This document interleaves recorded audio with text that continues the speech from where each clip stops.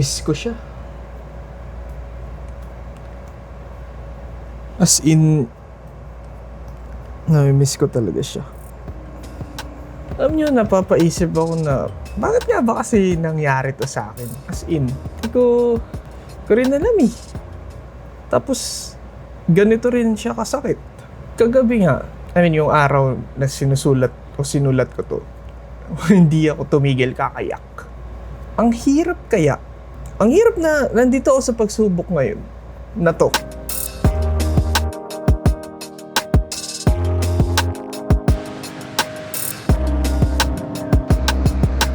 Pero pwede kaya pumasok yan?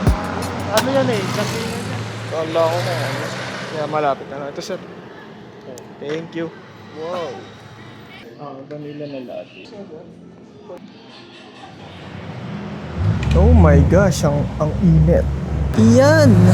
Ang init talaga pag nag-joyride. Magkakape na rin ako. Pero yung context ko nga pala kanina sa mga pinagsasasabi ko kasi nakakamiss nga din yun. Kasi pag nagkakape, siya rin yung kasama ko pag nagkakape. Pero yung context ko kasi, pagkatapos kong isulat yung full armor of God, sana naririnig nyo ako, kinain na agad ako nito ng kalungkutan, tapos umiyak na ako.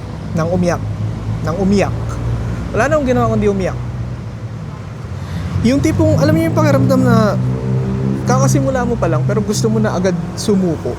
Eto, may napakahaba ako ditong note. Basahin nyo na lang yung una, ang sakit. Tapos alam nyo yun, gusto ko na lang din mag-conform agad sa comfort zone. Kumbaga bumalik ulit sa dati. Kasi syempre, dun na yung nakasanayan ko. At ayoko na maglakad kasama si Lord. Tikman nga muna natin yung vanilla latte. Wow! Feel ko pwede na yan. Ooh! Wow. Oh, goods. Pinag-i-eksperimentohan ko na rin ngayon kung balang araw, pag magte-testimony ako, sa mga kapihan na lang din. Tapos, isang buong series na lang. Wala lang, para mas maraming kapihan yung mabisita.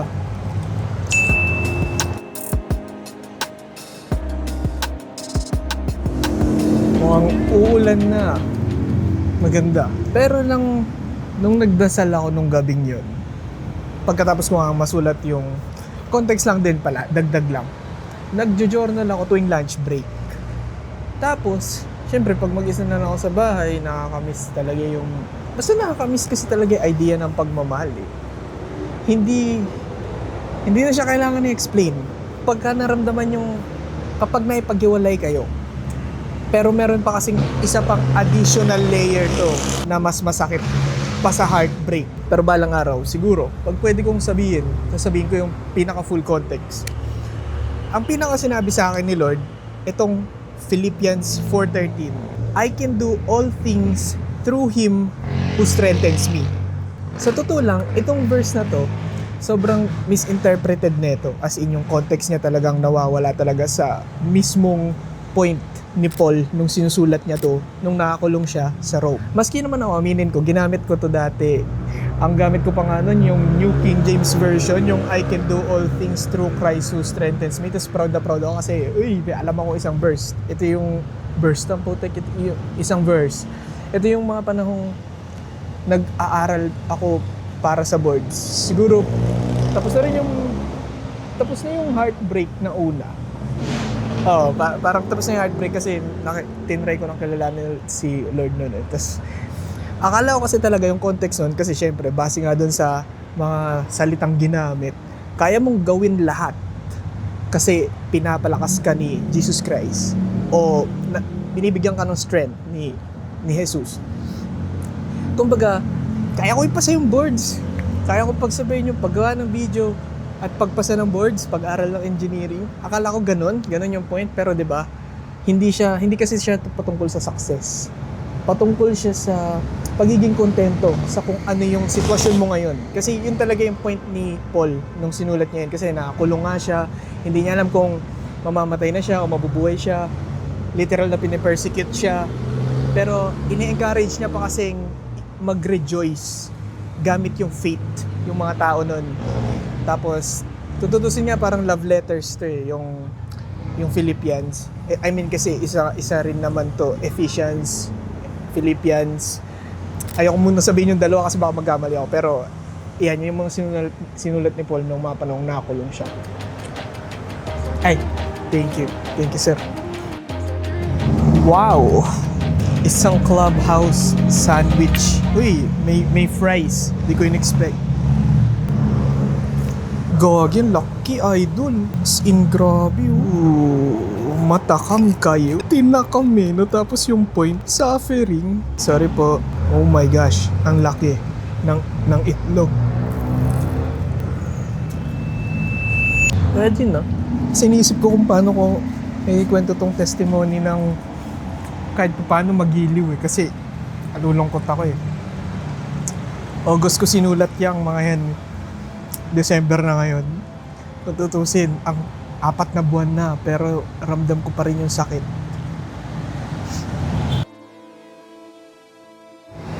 Kumbaga kasi, yung taong yon, yung ex ko, akala ko kasi talaga, binigay siya sa akin ni Lord. Parang sabihin na natin, ang ginawa ko kasing context ay, kunwari, pangalan ko Adam, tapos nagbabasa ako ng Bible. So kung may makilala akong pangalan Eve, iisipin ko na agad na, uy, galing yun kay Lord. Pero, nung kasalukuyan ng araw na to, yun kasi talaga yung tinitibok ng puso ko. Namimiss ko siya, gusto kong may pagbalikan, gusto kong ayusin.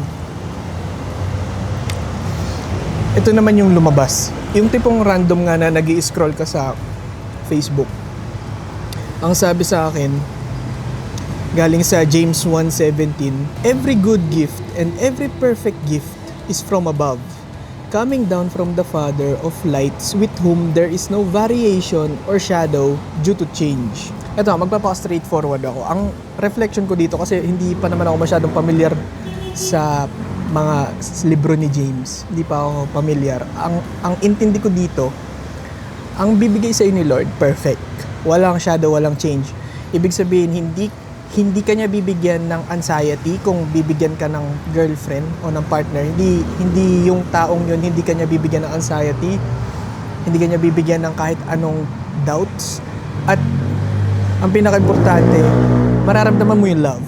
Yun yung parang pumasok sa isip ko ng mga panahon na yun. Pero ngayong isi-share ko na sa inyo tong testimony, syempre dapat doon tayo sa context mismo ng verse. Ang point kasi dito ni James ay para sa mga taong nanggagaling o may ini-experience na mabibigat na trials at natitest yung faith nila.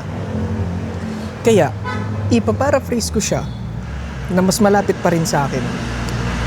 So kung yung partner mo o yung kung anong akala mong binigay sa'yo ni Diyos, ni Lord, ni Diyos, sorry, taglish kasi.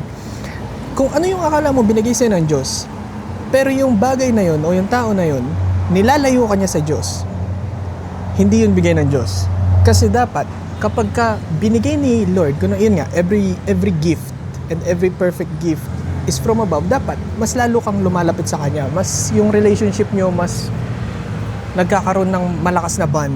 Hindi yung tipong, ayoko maglakad na kay Lord kasi magko-compromise ako. Mas gusto ko yung comfort zone na to. Okay na ako dito sa kung anong meron kami. Hindi yun binigay ni Lord. Kumbaga yun yung pinaka-simpleng explanation dito. Pero sinabi ko nga sa inyo yung una kong intindi ng verse na yun. Pero yun, kasi ang nangyayari nga, kumbaga in summary, lumayo ako kay Lord. Kaya nga sabi ko dapat nung March, tapos na to Ang nangyari, tumigil na naman ako. Parang nagpadapa na naman ako. Tapos lumayo ako sa church. Nilayon ko yung mga tao para doon sa taong yun. Na mali. Pero kasi mahal ko Ano bang magagawa natin pag mahal natin yung tao, no? Kaya dapat, si Lord yung mahalin mo. Kasi si Lord, faithful. Yung tao, hindi. I mean, hindi man lahat. Pero, gets yun po. Kain.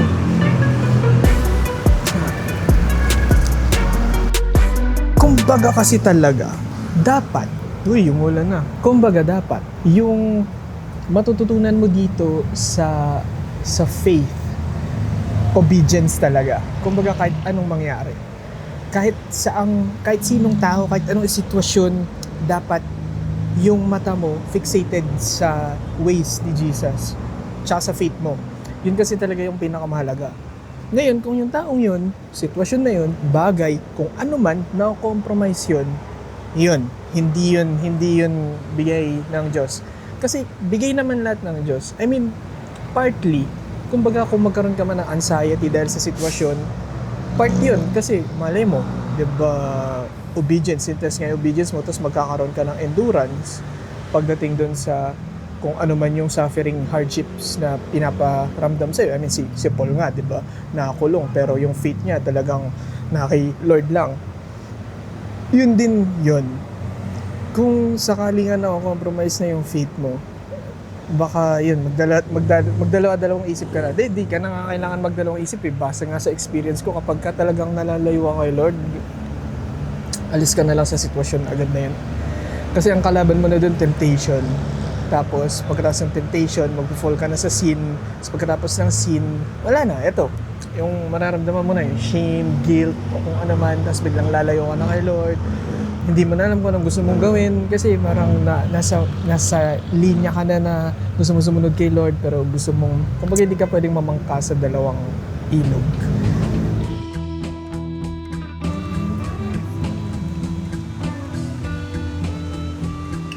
Pero yun, balik tayo sa tanong ko nung unang-una na, bakit nga ba ako? Kasi feel ko, ito na rin talaga yung paraan ni Lord para iparamdam sa akin yung tunay na path ng surrender. Kasi nga nung March, tinry ko siya, pero yun lang, tinry lang. Kumbaga free trial lang ako. Pero pinaka natutunan ko nga, hindi mahihirapan sa purpose mo. Kasi ang point nga ng pagtawag sa'yo ay hinuhulma ka sa kung ano man, sa hardships mo, sa suffering. Kasi nga, ang point ni Lord, kailangan magkaroon ka ng endurance. Na lahat tayong tinatawag, manggagaling sa ganong klaseng sakit, ganong klaseng pain.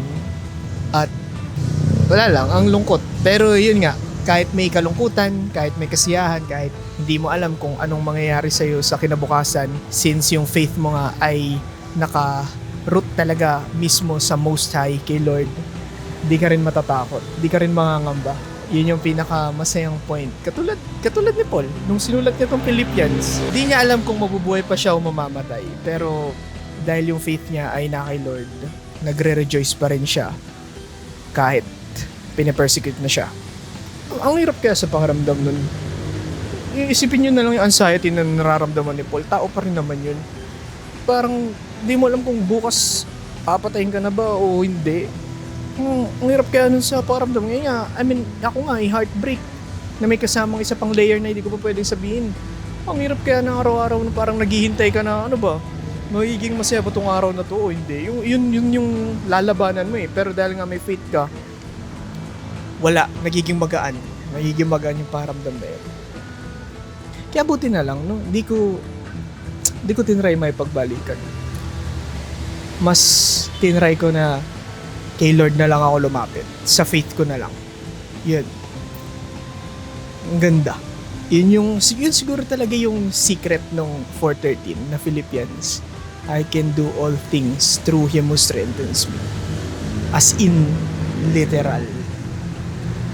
Bibigyan ka ni Lord ng strength para malagpasan yung mga pagsubok na kung ano man din yung binigay niya sa'yo. Para makita mo na rin kung sino ka talaga.